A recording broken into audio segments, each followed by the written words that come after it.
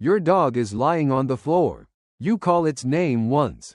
No reaction. You call again, a little louder this time. It finally looks at you, but something feels off.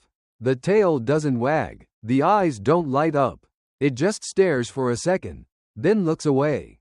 That tiny moment, most people ignore it. They think the dog is just tired, lazy, or distracted. But that small shift, the hesitation, the stillness, the lack of excitement, that's often stress. And here's the uncomfortable truth. A lot of the stress your dog feels doesn't come from strangers, loud noises, or bad experiences. It comes from you, not because you're a bad owner, but because you're human, and humans misunderstand dogs more than they realize. So before you keep watching, be honest for a second. Comment yes if you've ever noticed your dog acting a little off around you and you didn't know why. Because what you're about to hear might change how you see your dog completely. You probably think stress in dogs is obvious. You imagine shaking, whining, barking, maybe even aggression. Big, loud signals that something is wrong. But real stress doesn't always look like that. In fact, most of the time, it's quiet, subtle, easy to miss. A dog that turns its head away. A dog that licks its lips for no reason. A dog that suddenly seems less excited to see you.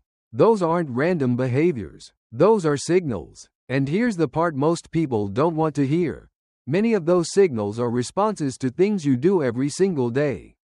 No, not hitting, not neglect, just normal, everyday habits that feel completely harmless to you. But to your dog, they feel confusing, overwhelming, sometimes even unsafe. Dogs don't understand your intentions. They understand patterns, tone, body language, and energy. That's their language. And when your actions don't match what they expect, it creates tension. Not once, not twice, but over and over again, until that tension becomes stress. Here's something most people never think about. Dogs don't need a traumatic event to become stressed. They don't need one big moment. What actually affects them more is something much quieter, low-level stress repeated daily. Small things, tiny moments, the way you call them, the way you touch them, the way you react when they do something wrong. Over time, those small moments stack up, and research has shown that chronic stress in dogs can lead to behavioral issues, anxiety, even physical health problems. That means your dog doesn't have to be abused to feel bad. It just has to live in an environment that feels unpredictable. And unpredictability is the enemy of a dog's sense of safety. So here's the question no one asks, but everyone should. What if some of the ways you show love to your dog are actually the things stressing it out the most? Think about how humans show affection. We hug, we hold, we get close, we stare into each other's eyes. We use our voices to express emotion. Now imagine being a dog in that situation. You don't understand words the way humans do. You don't see eye contact as connection. You see it as pressure. You don't interpret a tight hug as love. You feel trapped. You don't process loud voices as emotion. You process them as threat. Everything you experience is filtered through instinct, not logic. So when a human does something intense, fast, or unpredictable, your brain doesn't say, "This is love." It says, "Something is happening. Should I be concerned?" That's the gap. That's where stress begins. Take hugging, for example. It looks harmless, sweet, even. You wrap your arms around your dog, pull it close, maybe squeeze a little tighter because it feels comforting to you. But dogs don't hug each other in nature. They don't restrain each other's movement unless it's dominance or conflict. So when you hug your dog tightly, you're removing its ability to move freely. And in the animal world, that's a big deal. That's vulnerability. That's risk. If you watch closely, many dogs show subtle signs during a hug. Their body stiffens. Their ears move back. Their head turns slightly away. Sometimes they freeze completely. That's not relaxation. That's tolerance. Your dog isn't enjoying it. It's enduring it. And the more you repeat that, the more your dog learns that close contact with you can feel uncomfortable. Now think about eye contact. Humans love it. We're taught that eye contact builds trust. It shows attention, connection, sincerity. But in dog language, direct eye contact, especially prolonged, means something very different. It's a challenge, a signal of intensity. When dogs stare at each other too long, it can lead to tension or even aggression. So when you lean down, get close to your dog's face, and stare directly into its eyes, you're creating pressure. Some dogs will look away quickly. That's them trying to diffuse the situation. Others will freeze. A few may even growl if they feel cornered. And here's where it gets worse. When a dog looks away and you try to force eye contact again, thinking it's cute or bonding, you're ignoring its signal. You're telling it, unintentionally, that its communication doesn't matter. That's how stress builds. Another common mistake is inconsistency. One day, your dog jumps on the couch and you laugh. You pet it. Maybe you even encourage it. The next day, you're tired or in a bad mood, and the same behavior annoys you. You raise your voice. You push the dog off.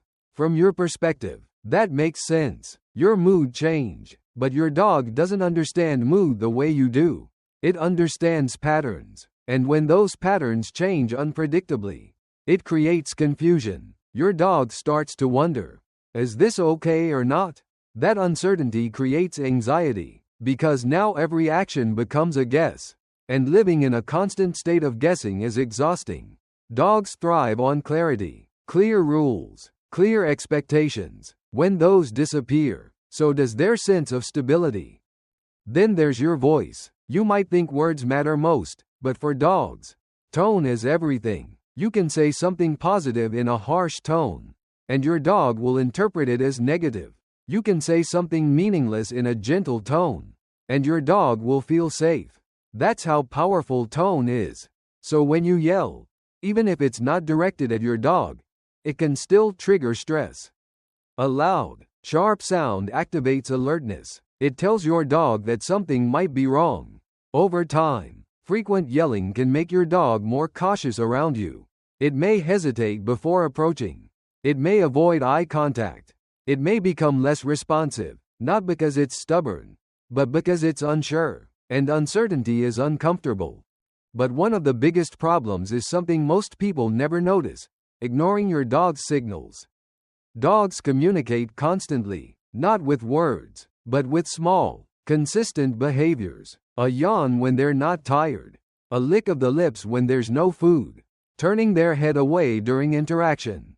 These are calming signals. They're your dog's way of saying, I'm not comfortable, or, please give me space.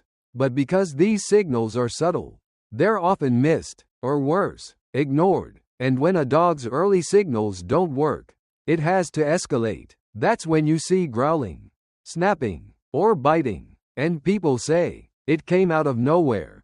But it didn't. The dog was communicating the whole time. The signals just weren't heard. Social interaction is another hidden stressor. Many people assume all dogs are friendly, playful, and social, so they encourage interaction at the park, on walks, with strangers, with other dogs. But not every dog enjoys that. Some dogs are naturally more reserved. Some have had negative experiences. Some just prefer space. When you force your dog into social situations it's not comfortable with, you remove its sense of control. And control is deeply tied to safety. If your dog can't choose to step away, it feels trapped. And feeling trapped is one of the fastest ways to create stress. Imagine being forced to greet strangers every time you step outside, even when you're tired, anxious, or just not in the mood. That pressure builds. And then there's being alone. Dogs are social animals, but that doesn't mean they can't handle being alone. The problem isn't separation, it's how that separation happens. If you suddenly leave for hours without a routine, without preparation, without giving your dog something to do, it creates confusion. Your dog doesn't understand where you went or when you'll be back. That uncertainty can lead to anxiety. You might come home to chewed furniture, barking complaints from neighbors, or a dog that seems overly excited or even frantic. That's not bad behavior. That's coping behavior. Your dog is trying to manage stress the only way it knows how. Here's the twist most people don't expect. Stress doesn't always look like chaos. Sometimes it looks like calm. A dog that sleeps more than usual. A dog that doesn't react much. A dog that seems easy because it doesn't demand attention. That can be misleading, because sometimes that's not a relaxed dog. That's a dog that has learned to shut down, to withdraw, to avoid interaction because interaction has become unpredictable or uncomfortable. And that's harder to notice, but more important to understand. Because by the time a dog shuts down, the stress has already been there for a while. So how do you know if your dog is stressed? Look for patterns, not just one behavior, but combinations. Avoiding eye contact, hesitating when called, licking lips frequently, turning away during touch. If you see 2 or more of these regularly, it's worth paying attention, not with guilt, but with awareness. Because your dog isn't asking you to be perfect. It's not expecting you to understand everything overnight. It just wants consistency, clarity, a sense of safety. And safety doesn't come from control. It comes from understanding.